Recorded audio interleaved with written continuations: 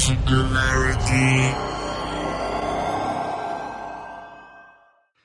Hello everyone, my name is Nicola, aka Socrates, and as always, I will be the man with the questions. By the way, you guys are all watching Singularity One-on-One, which is a regular podcast feature of Singularity Weblog. And if you enjoy the show, please help me make it better. You can do so by one of two things. You can, one, go to iTunes and write a review for the show. Or number two, you can simply go to our donations page and make a donation. My guest today on this show is Giulio Prisco. Giulio is an Italian information technology virtual reality consultant, as well as a writer, futurist, and transhumanist. Formerly a senior manager in the European Space Agency, Giulio Prisco is a physicist and computer scientist. He is an advocate of cryonics and contributes to the science and technology online magazine Tendencias 21. He produces Telexerate, is that how you say it? Yes. Telexellerate? Finally I got it. An online talk program using virtual reality and video conferencing and focused on highly imaginative science and technology. Giulio is also a member of the advisory board of the Lifeboat Foundation and a founding member of the Order of Cosmic Engineers and the Turing Church, fledgling organizations which claim that the benefits of technological singularity, which would come from accelerating change, should or would be viable alternatives to the promises of major religious groups. So after this introduction, hi Giulio, I'm very happy to have you on the show. Thank you very much, Nicola, and I'm very happy to be on the show. I have been an admirer of your work for a long time. Thank you very much. And speaking of admirers and viewers, I should give credit at the very beginning here to Katerina Cryonica, who is one of my show's listeners and viewers, and who actually suggested that I do this interview with you today. So thank you, Katerina. I really appreciate your suggestions. Okay, so let's jump right into the interview here with the first question, which is, Giulio, can you tell us a little bit more about when, how, and why you got interested in issues such as transhumanism and the technological singularity? It was a very long time ago. It was actually almost 50 years ago. And I was a child at that time. I'm one of those who can really say to have been a transhumanist forever. Now, what happens was that, I remember it very well, I was about 5 or 6 and my mother took me to the beach, but she wanted to have some quiet time, so she gave me books to read to keep me quiet. She gave me some children books, of course, but sometimes she didn't have any children book to give me. So she gave me some of the same science fiction book that she used to read herself. My mother was really an avid reader of science fiction. And it so happened that some of those books was very good. For example, I remember reading Childhood's End of Sir Arthur C. Clarke when I was like 6, and Wow. Those books really blew up my mind. I have been a transhumanist ever since. The ideas that I have now, I had exactly the same ideas when I was a child, and after that a teenager. Of course, at that time I was not able to express my ideas very well. And of course, I did not know that there was such a thing called transhumanism. Mm-hmm. I learned many years after that there was a name for the philosophy that had always been mine, since I remember having the use of reason. So if I get this right, Arthur C. Clarke's book, Childhood's End, was in a way the entry point of view for the ideas behind transhumanism without the explicit awareness of the term and so on. Yes, that book and other similar books, of course. Yeah, go ahead. No, since we are talking of Arthur C. Clarke, I think I must mention, watching like so many people of my generation can remember, that we watched the 2001 when we were very young. Yes. And that really changed our life forever. And I think for good. Yeah, and Stanley Kubrick's film is going to be a classic forever, I think. It is, definitely. Yeah. So this is how you got sort of pushed towards transhumanism, but what about the idea of the technological singularity? How did that happen? I'm not really even 100% sure of what you mean by the idea of technological singularity, because as a matter of fact, I have seen an article of yours a few hours ago on the IEET site, where you say that there are actually many different definitions of singularity. And you mentioned 17 or 18 of them. Yes. And I think there are even many more than that. Perhaps if you ask two different persons what is the singularity, you get two different answers. I stick myself to a not very precise definition. And I'm not very interested in putting a date on that. I don't really care whether singularity happens in 2035 or 2075, or whether we have a few hundred years to wait. I think some very important, very dramatic, very fast, and very radical change will definitely come. And that's what we call singularity. Now, you realize that from my deliberately very loose definition, we can interpret singularity in many different ways. And according to one of these interpretations, we are already living through the singularity now. Yes. Because as a matter of fact, the fact that we have a magic device in our pockets that lets us talk to everyone on the planet in a few seconds and access some very magic thing called the internet would have seemed something absolutely unbelievable and ununderstandable, some kind of future magic to the generation of our grandfather. So from the point of view of my grandfather, I think we are living through the singularity now.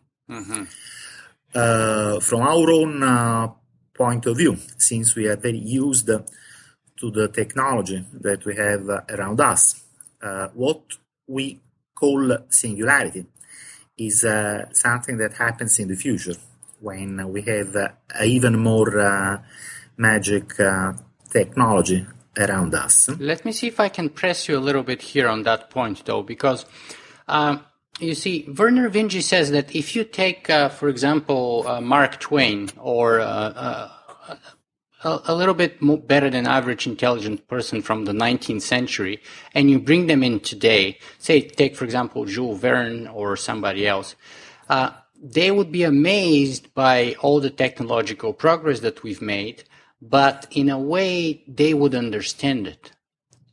They would be impressed, perhaps, but they would understand it. They wouldn't be unable to. They would not say it's incomprehensible.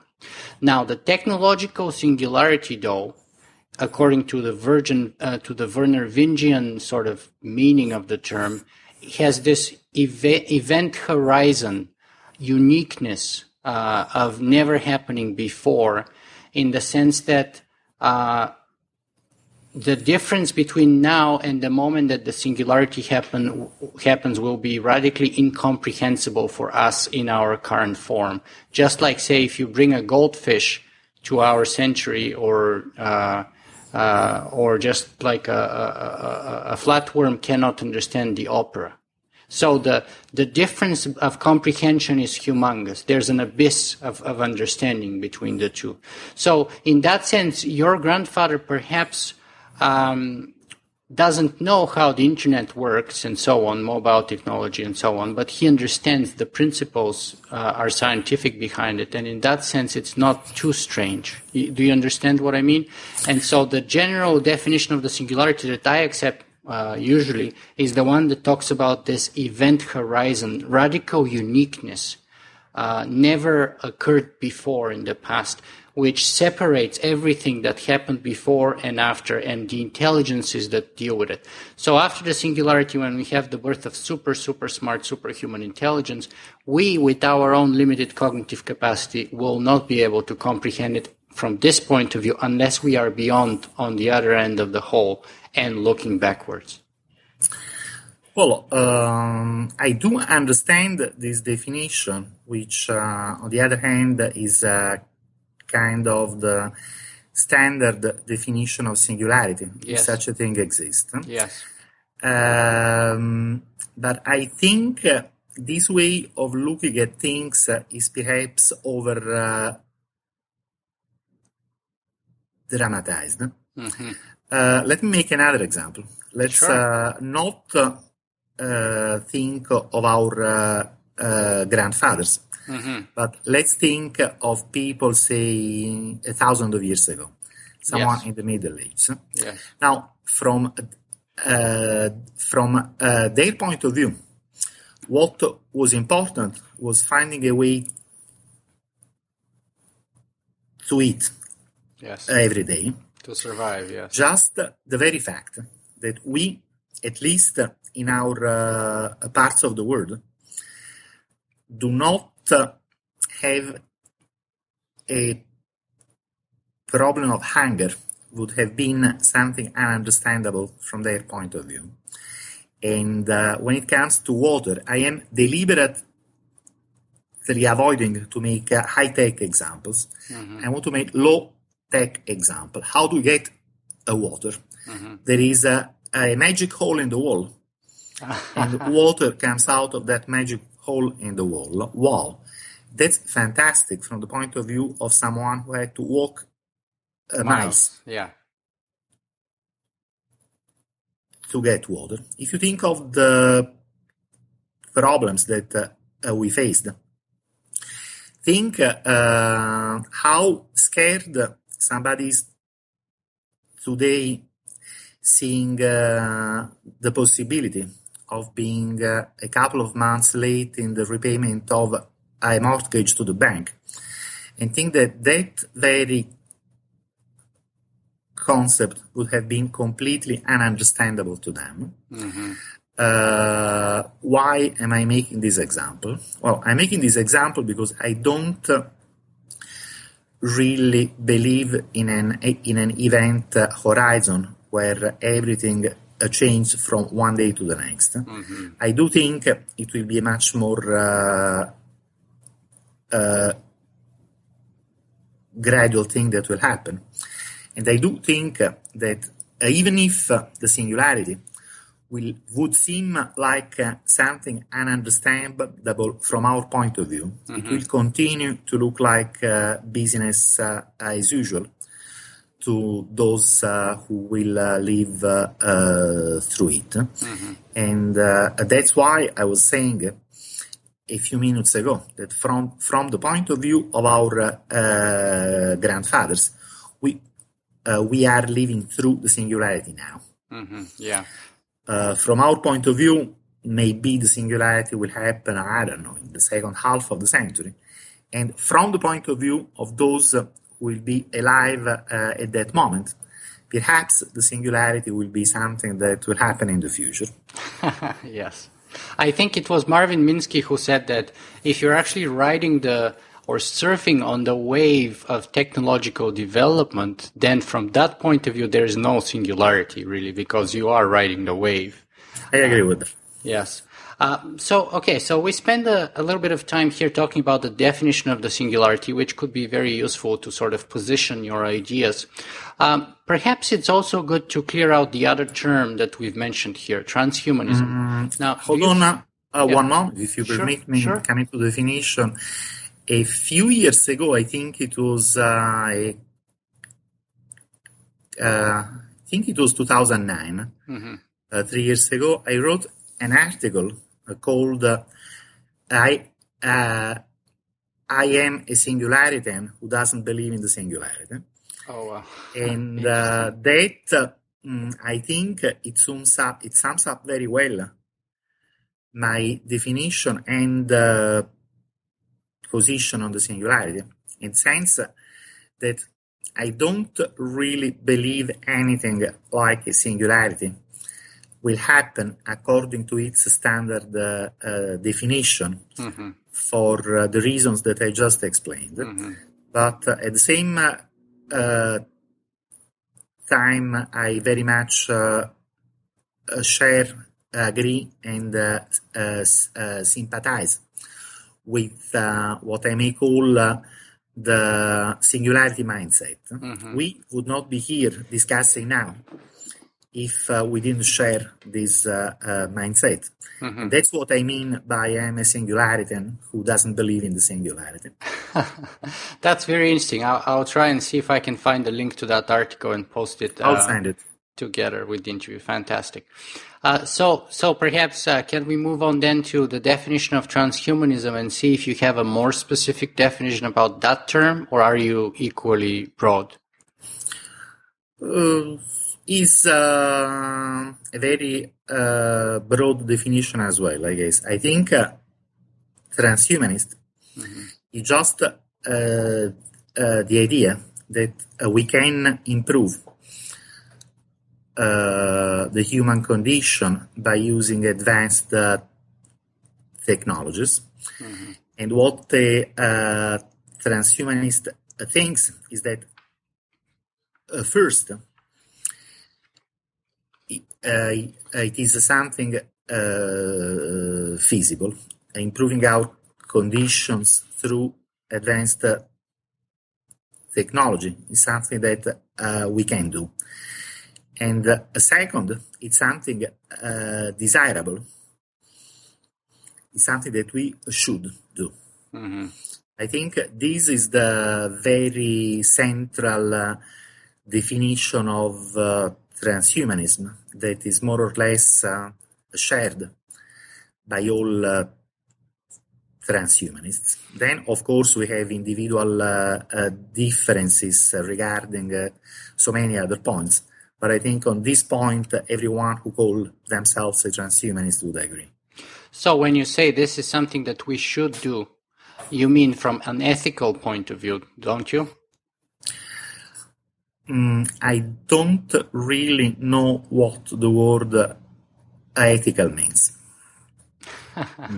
Of course, I have read many definitions, but I think I don't understand them. Ethics is something too difficult for me. Perhaps I have not studied enough.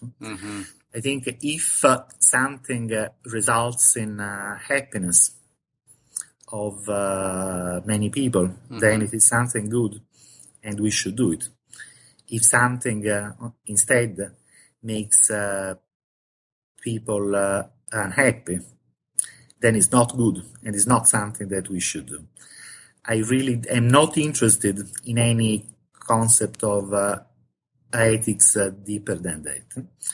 The way I usually express this critique of ethics is, I think, persons are more important than books. Very interesting. Okay, so can you perhaps tell us then, so you started with the books of Arthur C. Clarke and many others like that, as you said, and in a way, as you've pointed out, broadly speaking, you've been a transhumanist all your life. So what do you do today? I know that you had a few years as a senior manager at the European Space Agency, but now you're a freelancer, I think is what you say on your blog. Can you give us a little better idea of what you do today? Yes, well, let's start with what I used to do since. So we have been recalling reading Arthur C. Clarke on a beach when I was a child. Let's fast forward to when I was a teenager and a young man, I decided that I wanted to be a scientist. And that, I think, was also a result of direct inspiration from all the good science fiction that I read and watching Neil Armstrong walking on the moon in 1969. For that, I am kind of happy of having been alive in the 60s. I shouldn't be happy, perhaps, because that means I am much older than I would like to be now. But it was really good to live through the space program of the 60s and the beginning of the 70s. Yeah, the Apollo watching breakthroughs. people walking on the moon, that's something that blows your mind up. What we had after that is not something that I would call space program. But having seen the Apollo program and the very exciting concept of space that we had at the end of the 60s, the 2001 film and all that, I was sure that I wanted to be a scientist. I wanted to be involved with science. So I became a theoretical physicist, and I started at the CERN, the European Center for High Energy Physics, where they found, or they think they found, Higgs boson a few weeks ago. So I stayed there until I moved a few years after that to the European Space Agency. And after that, I became a manager with another part of European administration related to science and technology as well. But very much involved with military research, and that's not really something that I am at liberty to discuss. So a few years ago, I decided that what I was doing was too boring and not interesting enough. And I decided to start on my own. For a few years, I ran a virtual reality design company called Meta Futuring, and we did a lot of very interesting things, mainly related to simulations of real environments and the landscape. For example, one of the things that we did was development in Second Life, and I'm quite happy to say that we did some of the most beautiful things that have ever been done in Second Life. And we worked in many other virtual reality development environments as well. Then the crisis hit, and I didn't have as many clients as I used to have in the golden age of 2006 or 2007. And so mainly I have been working as a writer in the last few years. I collaborate very frequently with the Kurzweil AI online magazine, and sometimes I write for other magazines as well. By the way, would you mind moving the curtain a little bit more open, because I think the sun has shifted and it's darker. Yeah. The sun is coming down. Yeah. Oh yeah, it's getting late there too. That's why. I think I can do something even better. Is it better this way? I think it is. Oh yes, this is it. This is better. Yeah. Thank you. Okay, so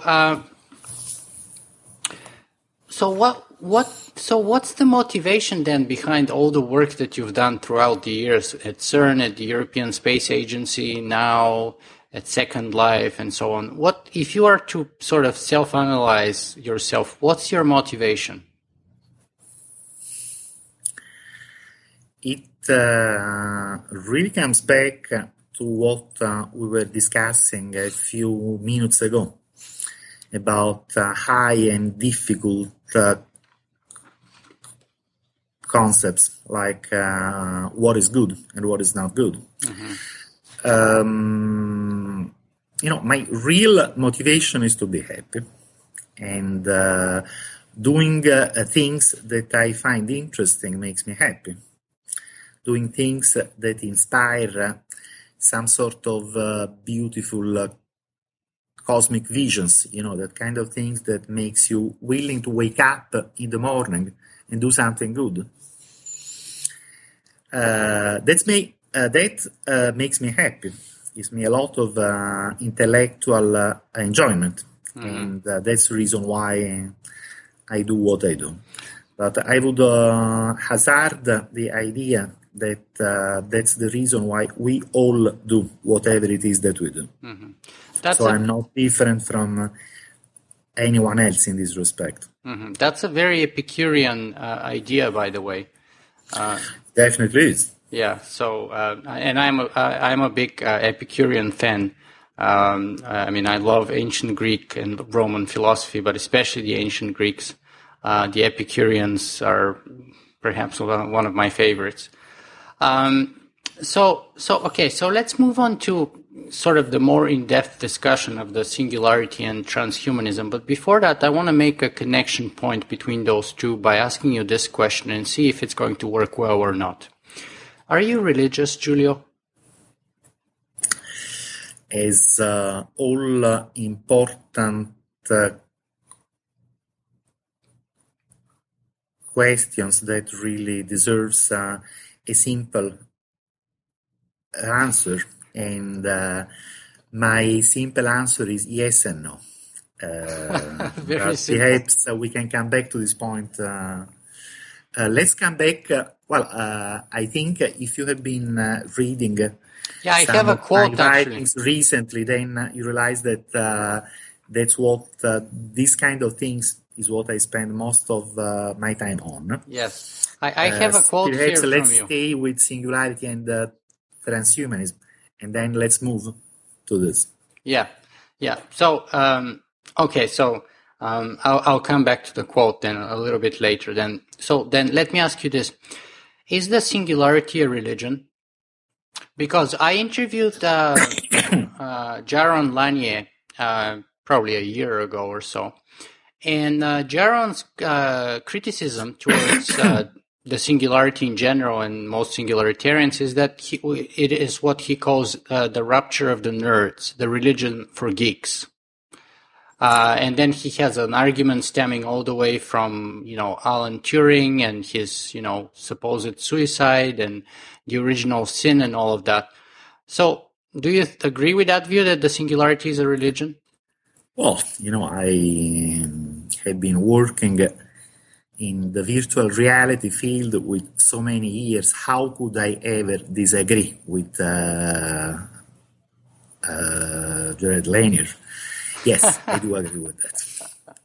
Yeah, he's considered to be... I don't want to say that singularity is a religion, because that would be wrong, because many people don't think that singularity is a religion.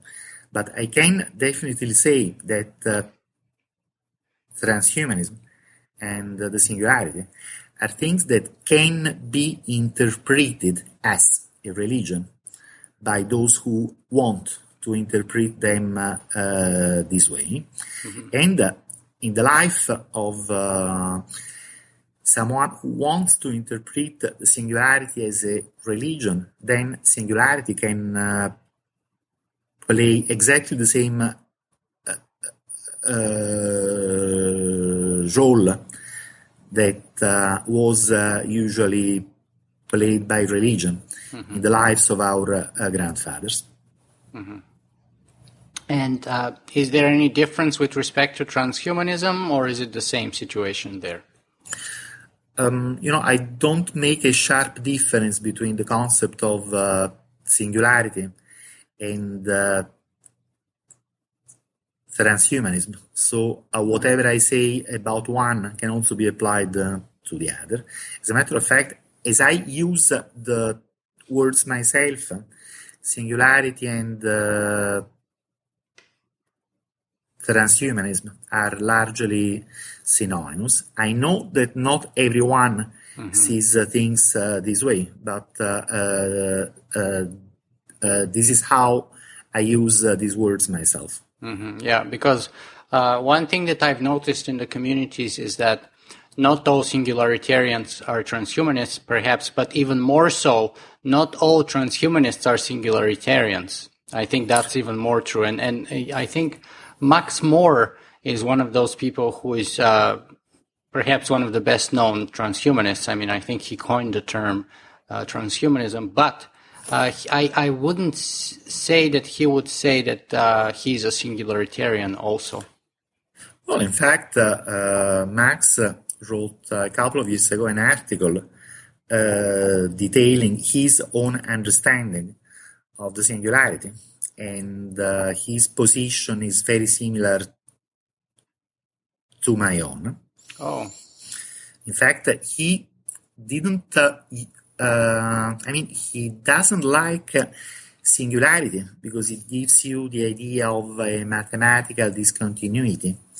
And he says, and I agree with him, that that doesn't happen in the real world. It does happen in mathematics, but it does not happen in physics. Mm-hmm. I mean, in mathematics, you have this very neat and very basically simple phenomena, like an ever growing exponential. But when you apply mathematics to the real world of physics, things are not so clean. They are not so simple, and every exponential is always slowed down by some physical effect, like friction and dissipation in heat. And he seems to think that that's exactly how the singularity will play out, and I agree with him. It will be something extremely important. It will be something very fast. It will be something with a huge impact on the world. But he doesn't see a mathematical discontinuity. He doesn't see an event horizon. Yeah. And I do very much agree with this more, how to say that without offending anyone, more real world-like interpretation of singularity. As a matter of fact, I usually agree with Max on so many things. Yeah, and he's a very hard person to disagree with because his arguments are so good. They're so sound. They're so sound that it's very hard to disagree with. He's very powerful speaker. Of course, if I can interrupt, well, maybe we're thinking of something else, but I want to go back to the beginning one moment. Of course. So, I said that when I was a kid in the 60s, I didn't know there was such a philosophy called transhumanism. Now, of course, like nearly everyone else, I found out about the emerging transhumanist community in the 90s, thanks to the internet. And, if you ask at least 50% of transhumanists, what was the very first thing that you read that made you know that there was a transhumanist community in the world? Then one person out of two, and that includes me, will mention an article appeared on Wired magazine in the middle of the 90s, maybe 94 or 95. It was an article about Max Moore and Natasha Vitamore called Meet the Extropians. And it was after reading that article that I say, wow, what I think has a name. I am an extropian. As a matter of fact, I don't even make a very sharp difference between extropianism and transhumanism. These are all different words to convey basically the same thing with some little different shade of meaning, but we are all saying very similar things. I see. Okay, so perhaps now is the time to to give your quote here about religion, in order to make a connection to the further things that I want to talk about here, about which are the Order of Cosmic Engineers and the Turing Church. So I took this very short paragraph from your blog, where on the topic of religion you say the following. In religion, I understand the position of atheists, but I sympathize with the spiritual approach to reality and values of many believers. In other words, I can live with most combinations of moderate socialism, libertarianism, atheism, spirituality. At the same time, I find fundamentalism, bigotry, and intolerance very annoying, regardless of where they come from. That's a very good quote, and one which really summarizes very well what I think on so many things. Thank you very much for picking that one. No problem. I actually have another couple of quotes that I plan to bring here during our interview as points of discussion. So let's move on then. And can you please tell us more about the Order of Cosmic Engineers and the Turing Church? Right. One by one, perhaps. Again, are two very similar things. Different in terms of organization. Now, a few years ago, I had been discussing with a good friend of mine who is interested in the same things that I'm interested in. I don't know if you ever had him on the show. Name is Philippe van Nedervelde. No, not yet. He's a quite well-known transhumanist. And hello, Philippe, if you're listening. And I think we're connected with him on Facebook, actually. Yeah. He used to be the European representative of Foresight Institute a few years ago. Mm-hmm. And I believe now he's somehow connected with Russia 2045 initiative. Mm-hmm. But I believe the best thing you can do is to get in touch with him. Yes. So we shared a sensibility to a spiritual attitude that is not very common among transhumanists. So a few years ago, we decided to found a little organization, and that was called Order of Cosmic Engineers. Mm-hmm. And in fact, even if the website doesn't exist anymore, I imported the list of the people who contributed to the formulation of the first documents on another website. And you really find a lot of great transhumanists. I remember that Max Moore was there, and William Bambridge, and I mean, the list is very long. Howard Bloom was there. There were so many others, and it was really a good group. We ran a mailing list, which was a very active mailing list, in I think 2008 and 2009. And we had a lot of discussions. What we wanted to formulate was what we called, and that was a word invented by Philippe, unreligion. And by that we meant something which has the good parts of religion without having also the bad parts. Now, what happened is that, it's very difficult to design a worldview in a committee of people. You know, how they say, too many cooks spoil the soup. Because, it's very difficult.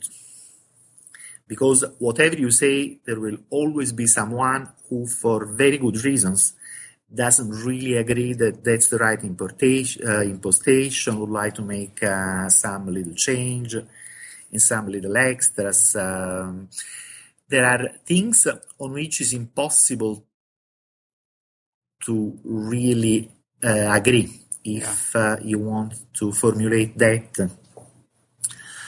Giulio, would you mind if I interrupt you just for one Sure. second and ask you to perhaps turn on the light if possible, because it's starting to get really dark and I cannot see you at all. Yeah, I understand. Let me see if I can.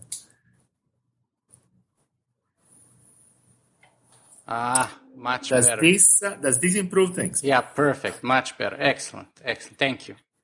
Yeah, but I'm not a nice 25 years old young girl that everyone wants to look at. It's okay. I don't have the best haircut in the world myself, but it works. Right. It's very aerodynamic, maybe the most aerodynamic. Oh, well, but I have seen in the London swim games that many swimmers do that to swim faster. Yeah. So I think our look is the good one. It's aerodynamic, right? All right, going back to the topic. Right. Okay. So what I was saying is that we wanted to design a complete worldview, something very ambitious that could replace religion in the mind and in the heart of people, to give happiness to many, many people in the world. And that's something that is very difficult to do in a committee. One has to do that in a very small committee. So the Turing Church is basically an attempt to do that in a very small committee of one.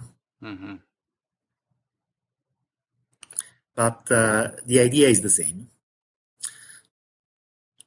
To formulate something that on one hand is entirely based on our scientific understanding of the world, while at the same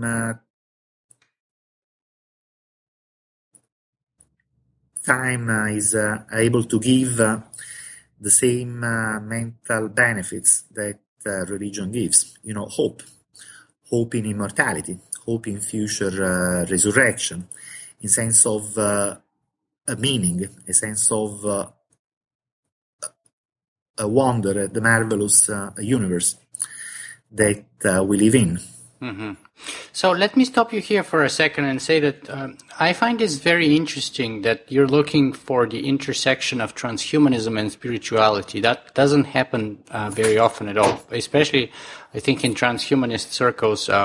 There's perhaps a bit of an aversion towards spirituality. Definitely. And I want to bring in another quote from you here, from another place that I took, and it goes like this. The Turing Church will be a meta-religion without central doctrine, characterized by common interest in the promised land, where science and religion meet. Science becomes religion, and religion becomes science. So I'm going to ask you to elaborate a little bit more on that, and then I'll press you a bit on it. There is not much to elaborate because it's not something very precise.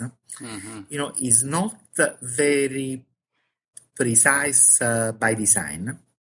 I don't want things to become too detailed, too precise. I don't want to develop a doctrine.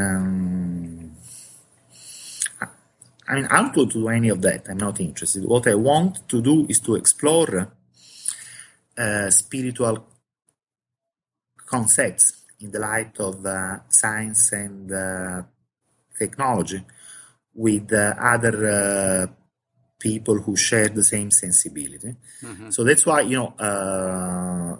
basically the Turing Church is a discussion group. So it's not anything more... It's not anything different from a discussion group yet. It may evolve in a different direction in the future, or it may not. Yeah. So let me press you a little bit on this then. Sure. Now, you have my sympathies entirely when we speak about spirituality.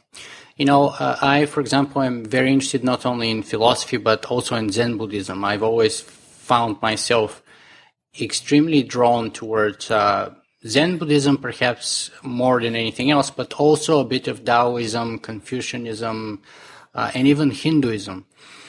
So I totally sympathize with your spiritual leanings. However, I am very suspicious, as someone who considers themselves an atheist, I am very suspicious of religion in general. Why? Well, here's why, and that's my problem here. My sort of instinctive suspicion of this idea that science becomes religion and religion becomes science. Basically, science means that you follow the evidence no matter where it takes you. And so when you start up with a hypothesis, and the evidence takes you to disprove that hypothesis, then you go back and you scratch it off and you start again with another hypothesis. And you keep repeating this process until the evidence confirms the starting hypothesis. And then you start building on top of it, like slowly, right? So this is in a way perhaps the scientific method, oversimplified. Religion, on the other hand, so in a way, science starts with doubt, right? You doubt something, you check it with test to verify if it is or if it isn't, and then you either prove or disprove your hypothesis. Religion, on the other hand, starts with the exact opposite. It starts with faith. It starts with... You say that? Well, most religious figures, and even the Bible, they say that God starts with faith. And so if you don't believe, you don't believe. And if you believe, believe. And faith is the basis or the foundation of everything from there on. And so... if I may interrupt one moment, especially since you mentioned Zen Buddhism, that's an example of a worldview which is normally described as a religion, to which you cannot apply this definition of religion as something only based on faith that you just gave. And that's why I love it so much. That's why it resonates with me so well. Yes. Right. But it shows that not necessarily everything which is called a religion must be based uniquely on faith. Mm-hmm. For example, I don't have any concept of faith at all. Mm-hmm. Well, I agree with that, but my concern is that the traditional Judeo-Christian, whether it's Islam or Christianity or the Jewish Torah, basically the idea is very different than the Eastern idea. And that is that, you start with the dogma. And that's what, I have many problems with religion, but that's one of my biggest problems. So basically, you start with a dogma which by definition you cannot negate, regardless of what the experience or the tests reveal to you, right? And so the moment that you refuse to accept that dogma, that starting definition, then you're by definition not a Jewish, not a Jew, yes, a Christian, or a Muslim, right? And so, but that for me is the biggest difference between science and religion. In science, there's no really lasting dogmas. There was a dogma about Newton's law of gravity, and then Einstein came along and said, well, but that's not really the case, right? Eventually, things would change even for Einstein's theory of relativity, and that's what science and the scientific method is all about. But if you look at it 2,000 years or 3,000 or more years in the case of Judaism and so on, 1,000 years or so roughly for Islam, things haven't really changed that much. The main dogmas, the main precepts are there, and that's the foundation of religion. And so for me, the problem when you say that, science will become a religion and religion will become science, for me, there's a very strict benefit to separating, just like separating state from church is a crucial thing. I definitely agree that separating state from church is a crucial thing. Yes, to have proper society. The same, I think, applies to science. Science, by definition, must never be religious in essence, because you should always be able to go and change your hypothesis, and there should never be dogmas which do not concur with the reality of tests. I completely agree with that. I call myself a religious person, but I am very much aware that no religion would ever think that I am a good member of it. If I were living in the Middle Ages, for the kind of things that I write, I understand very well that I would have been burned on a stake, like it happened to Giordano Bruno in Campo dei Fiori some 500 years ago. Well, I'm happy that I do not live in the Middle Age. But, you have been saying many things about a religion, but I just don't think that that is a definition of religion. And in fact, in the case of Zen Buddhism, it does not apply. Now, if you say that, it is a fact that Judeo-Christian religions have been very dogmatic and have demanded from the believers a blind faith based on accepting all that the church said. I cannot deny that because it's a fact. But is that really central to what religion is? I think it is not. I think it's an incidental, is a very unfortunate incidental feature of many religions, including the religions that we were born in. But if you think of how these things happen, what lead to oppression? What leads to dogma? What leads to intolerance?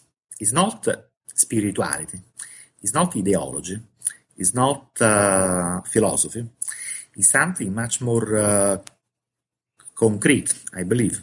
And Marx saw that very well. These things are only determined by money and power. It's not like the hierarchies of the church oppress believers because they think that is the right thing to do. They do it because they want to keep their power over the believers, and that will help them making more money and getting even more power and so on. We don't have to resort to abstract and very complex philosophical concepts to explain something so simple that, unfortunately, it is in the human nature to try to get as much power as possible over other people. That doesn't have anything to do with philosophy. So, do I agree that these are features that exist in many religions? Yes, of course I do. Do I think that these are the defining features of religion? No, I don't. Okay, I think you can define religion in a completely different way that don't include intolerance, don't include dogmatism, are completely compatible with scientific knowledge and with scientific method. And that's the kind of religion that I'm interested in. So what would be the features that you think are non-incidental to major religions and which you think can benefit science if science were to embrace them? There are many. One is very basic, is hope. I say that happiness is, I think, a central value. I do consider happiness as a primary value. And it is evident that hope is a necessary condition for happiness. Hope is something very important. Hope is what motivates you to wake up in the morning and do something good. If you have no hope, you don't want to do anything good. Yeah. So hope in what? And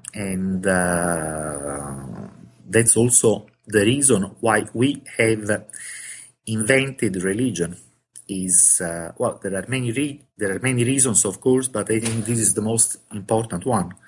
We have invented religion because you don't want to accept the idea that we will die, and especially the idea that we will not see our loved ones who are already dead anymore. Mm-hmm. That's something that completely destroys your happiness and doesn't let you live, doesn't allow you to live a good life. Mm. That's the reason why our ancestors invented religion. And you find that in every religion that has existed on the planet, there is a concept of resurrection in an afterlife. It's very different from religion to religion. The Christian concept of heaven is quite different from the Islamic one, yes, for example. But you will see your loved one again in an afterlife. Yes.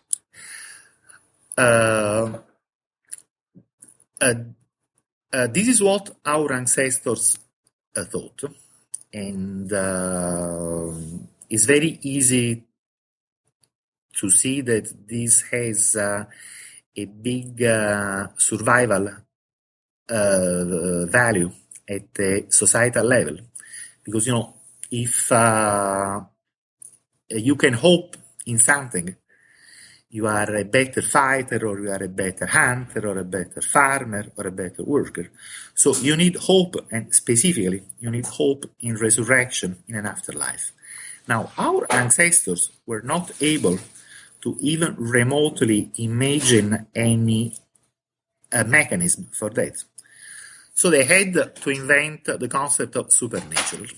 They invented, so perhaps our world has been created by a god that is completely outside the universe, doesn't have to obey anything like physical laws, and so on. This is the origin of the concept of supernatural, upon which much of the religious doctrine, including dogmas, has been based. Now, I think you agree with me so far, don't you? Yes. Now, let's go back to your definition of science, which is also my definition of science, which means that you have to make a hypothesis, then you have to go and follow what you find experimental, yes, until wherever it leads you. And that's how science works. You don't do science with preconceived notions of where you want science to lead you. You follow science and you follow experiment. Now, it seems to me, as a scientist, as someone who studied to be a scientist and has continued to follow science since a very long time, it seems to me that science will enable us to hope in resurrection, in an afterlife again. And I'm talking of the concept of technological resurrection, which in the Christian world was introduced, for example, by Russian mystic Nikolai Fyodorov at the end of the 19th century. He was the first one who dared to formulate this so astonishingly beautiful concept that science may one day be able to resurrect the dead. He was not the first one. He was not the last one. The same concept has been explored by modern thinkers like Hans Moravec, like Frank Tipler in his Physics of Immortality. This seems like quite a tough thing to do for the future generation. Do I have any idea of what science and what technologies our descendants will use to resurrect the dead from the past? No, I don't have the foggiest idea, because I don't think our understanding of science enables us to even begin to imagine the kind of super science upon which that may depend. But I do think that this may be a possibility for future generation, not for the next generation. I'm not imagining things that may happen in a couple of 100 years. This cannot happen in a couple of 100 years. In fact, if you read Frank Tipler's book, you see that he imagined resurrection after billions of years at the physical end of the universe. There have been other writers who have imagined some possible mechanisms for resurrection that may happen much before the billions of years that we have to wait for the end of the physical universe. But, I don't want to speculate on the details of how that can happen, because I don't think I know enough to speculate on this. I just want to speculate on the fact, the high-level concept that science and technology may permit resurrecting the dead from the past. Now, this is the central concept of religion, and I think this is what is really important. Hierarchies and dogmas and holy inquisitions and holy war and all that, all these things have happened. I'm not denying that these things happen, but what I do say is that these are really incidental things. And the real definition of religion is what I just gave. And it is very much oversimplified, of course. But the definition of religion is something that lets you hope in an afterlife where you can be resurrected together with the persons that you loved. It's a very simple definition. And I think this very simple definition is completely compatible with our current scientific understanding of the universe. So the way I like to describe this is that it is like, religion had been thrown away by the back door of superstition, but now he's coming back through the main door of science. Because once you forget all the incidental superstructure of religion, as you say, something very much dogmatic, what you are left with? You are left with something simple. You are left with something very beautiful. You are left with something scientifically sound, like this central idea that science and technology may in the future be able to resurrect the dead. And that's religion coming back from the main door of science. That's very interesting. It's a fascinating idea. Well, Giulio, time is advancing here, so I would like to I have about three more questions that I'd like to ask you. So perhaps we can do that within the next 5 to 10 minutes, to bring it to an end. But let me just ask you this to sort of challenge everything that what you just said. I want to bring in a third quote from you today. And another quote from somebody else that I interviewed on this show too. So the quote from you goes like this: "My worldview in a nutshell. I appreciate that our complex world is complex, and I'm very suspicious of simple black and white truths, magic formulas, and one-size-fits-all solutions." So that's perfectly straightforward. I entirely agree with it. However, now, keeping in the back of our minds ideas such as transhumanism and the technological singularity, here's what Charlie Stross, who is one of my favorite science fiction writers, said. And mine. Here's what Charlie said on my show. He said, "The world is complicated. Elegant narratives explaining everything are wrong." And he was specifically referring to the technological singularity. So what would you like to say about that? again, is one of my favorite writers. And how can I ever disagree with something that Charlie Strauss says? Of course he's right. Of course there is no one-size-fits-all explanation for anything. And don't you think that both me and you are kind of committing perhaps this idea of embracing a little too much a single, convenient, straightforward, easy to understand, a little bit more or less black and white idea in the form of transhumanism and the technological singularity? Well, I don't think it's straightforward, and I don't think it's that simple. I do adopt this worldview because it's the system of thought that I like to use. You know, it's something like a shirt. I'm wearing you're wearing a shirt of the same color than I am. That means we both like blue shirts. Mm-hmm. That's the reason why I didn't wear a yellow shirt and you didn't wear a red shirt, because we both prefer blue. And that's the same thing with singularity and transhumanist. I'm very much aware. I want to make a quote from someone who is not one of my friends. In fact, from someone who does criticize me a lot. I believe you must be familiar with him. His name is Dale Carrico. He teaches humanities at University of Berkeley. Now, that would be an interesting guest to have on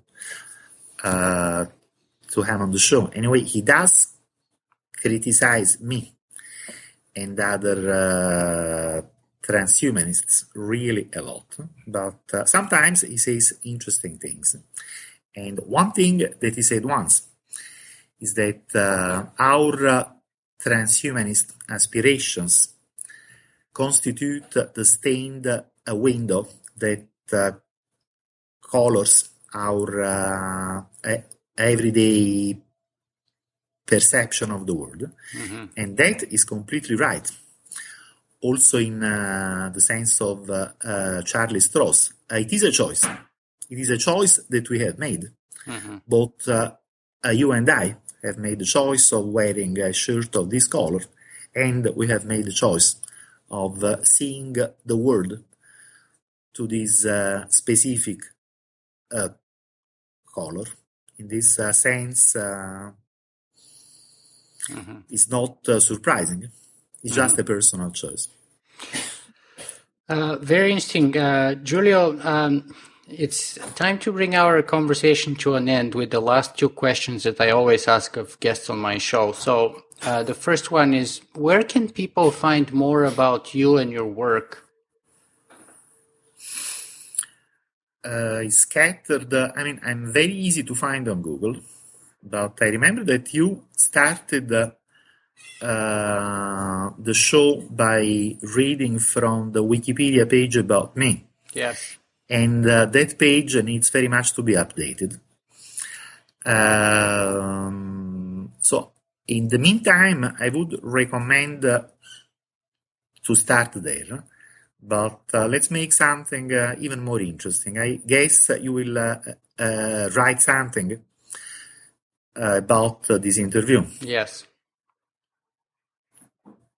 Together with the video. So what I will do, I will send you the 4 or 5 most significant and actual and interesting starting points. Okay. Excellent. In the meantime, just Google me. I see. And I'll, of course, include those links in the article together with publishing this interview. Okay, so the final and perhaps the most important question that I always ask of my guests is this.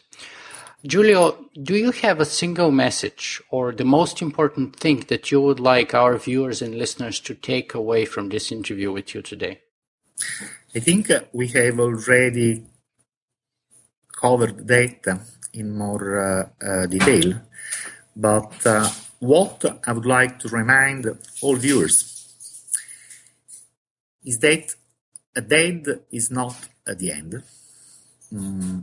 Science and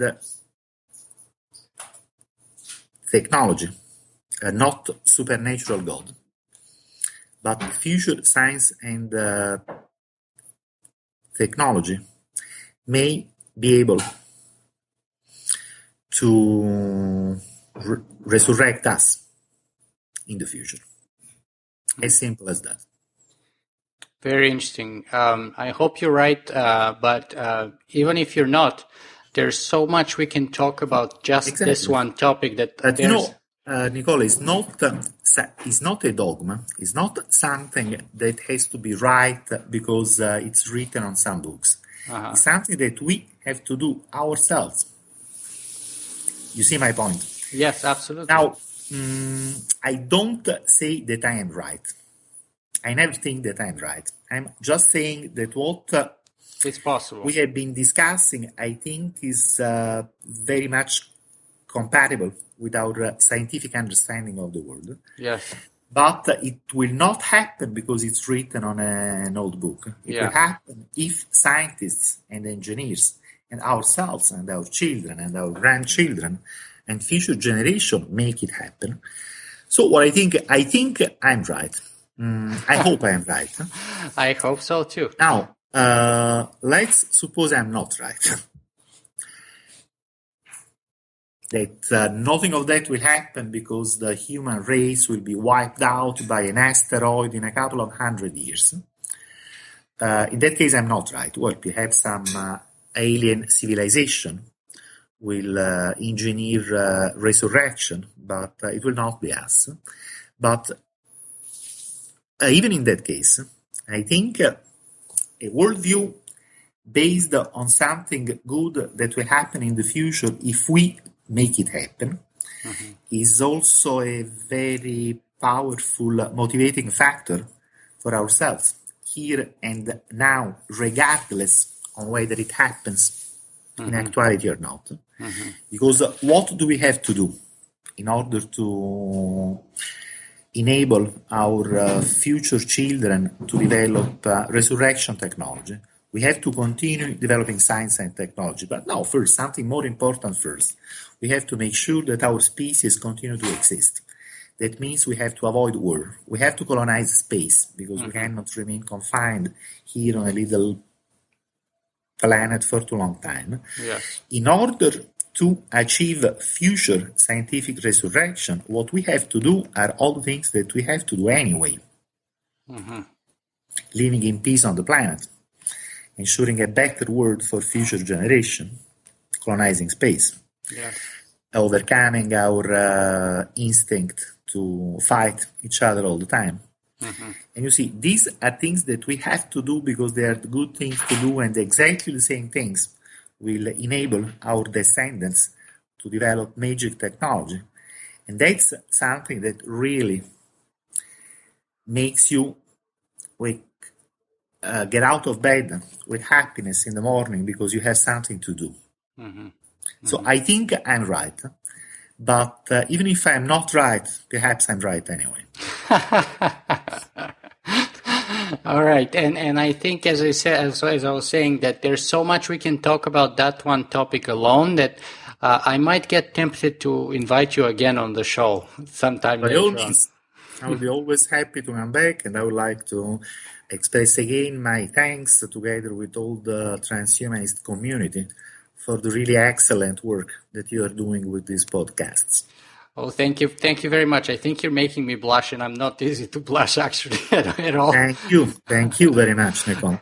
Thank you very much, Giulio. I really appreciate you being with us today.